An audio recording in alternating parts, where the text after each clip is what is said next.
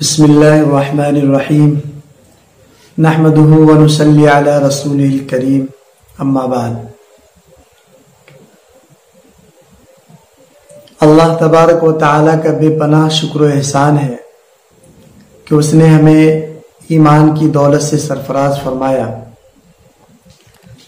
ناظرین کرام، آج اور اس وقت ہم لوگ جس حالات سے گزر رہے ہیں، ایک بہت ہی مہلک وبا جس کو آسمانی آفت کہہ لیا جائے، قدرتی عذاب کہہ لیا جائے، جسے کرونا وائرس کے نام سے موسوم کیا جا رہا ہے۔ اس حوالے سے ہمارے بزرگوں کے کچھ اقوال آ رہے ہیں مسلمانوں کے لیے، وہ چند باتیں میں آپ حضرات کی خدمت میں رکھنا چاہتا ہوں۔ امید ہے کہ آپ حضرات ان باتوں پر عمل کریں گے۔ اللہ تبارک و تعالی کی طرف سے اسے ایک طرح کا عذاب کہہ لیا جائے مسلمانوں پر، یا کچھ تبصرہ نگاروں نے جو باتیں کہی ہے کہ یہ وائرس پھیلایا گیا ہے، بہرحال کچھ بھی ہو، ایک مہلک وبا ہے اور اس سے بچنا چاہیے۔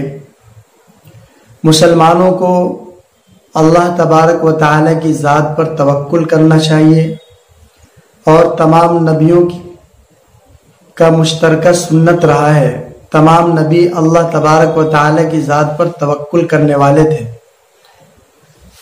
اس حوالے سے جو تدابیر حکومت کی طرف سے یا ڈاکٹروں کی طرف سے جو ہدایات دی جا رہی ہیں، ان تمام چیزوں کو عملی جامہ پہنانا چاہیے۔ مثلا اپنے ہاتھوں کو صابن سے دھوئیں، ضرورت پڑنے پر ماسک کا استعمال کریں، بلا وجہ باہر نہ جائیں۔ اسی طریقے سے ایک جگہ پر چند لوگ جمع نہ ہوں، اور ایسے حالات میں جو حکومت کی طرف سے نوٹسیں جاری کی گئی ہیں کہ مسجدوں میں، مدرسوں میں یا کسی بھی جگہوں پر ایک ساتھ کئی لوگ جمع نہ ہوں، تو اس بات کا بھی خاص خیال رکھا جائے، اور ایسے موقع سے اپنے گھروں میں عبادت کریں، قرآن کی تلاوت کریں، نماز ادا کریں۔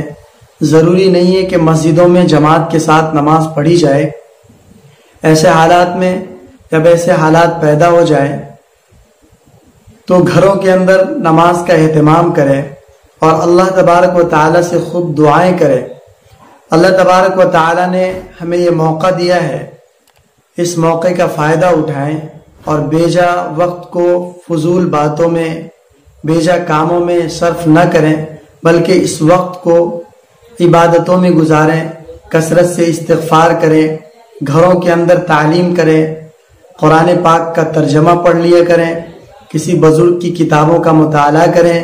اگر یہ نہیں کر سکتے تو کسی بزرگ کے بیانات کو سنیں، خود بھی سنیں اور دوسروں کو بھی سنائیں۔ اور دوسری بات یہ ہے، کرونا وائرس کے حوالے سے غلط افواہ پھیلانے سے بچیں۔ دوسروں کے اندر، سماج اور سوسائٹی اور معاشرے کے اندر افواہ پھیلانے سے بچیں، خوف و وحشت کا ماحول بنانے سے بچیں، غلط طریقے کے ویڈیوز بنانے سے بچیں، اور حکومت کی طرف سے جتنی بھی تدابیر کی جا رہی ہیں ان تمام تدابیر پر عمل درآمد کریں۔ اور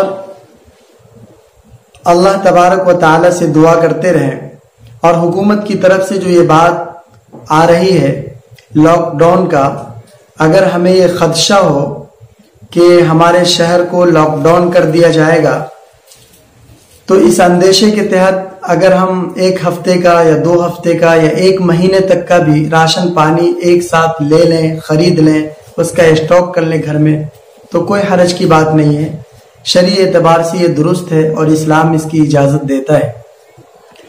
ایسے سنگین ماحول میں تمام مسلمانوں کو جو اسلام کا ایک شعار ہے، اس شعار کو نظر انداز نہ کریں۔ ایسے ماحول میں ہم اپنے معاشرے میں، ہم اپنے سماج میں، ہم اپنے رشتہ داروں اور خاندانوں میں ایسے لوگوں پر بھی نظر رکھیں جو مزدور طبقے کے لوگ ہیں اور جو یومیہ مزدوری کرتے ہیں، جو صبح سے شام تک مزدوری کرتے ہیں، پھر چند پیسے کما کر اس پیسے سے اپنے گھر کے اخراجات کو پوری کرتے ہیں۔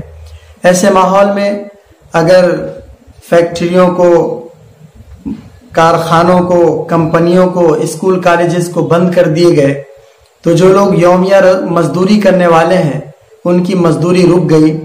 لہٰذا ایسے ماحول میں ہمیں خاص خیال رکھنا چاہیے کہ جو لوگ یومیہ مزدوری پر اپنے گھر کے اخراجات کو سنبھالتے ہیں ایسے لوگوں کی خاص مدد کریں، ان کا تعاون کریں۔ امید ہے کہ اللہ تبارک و تعالی ہمارے دلوں کے اندر باتوں کو اتارے اور عمل کی توفیق عطا فرمائے۔ آمین۔ وآخر دعوانا الحمدللہ۔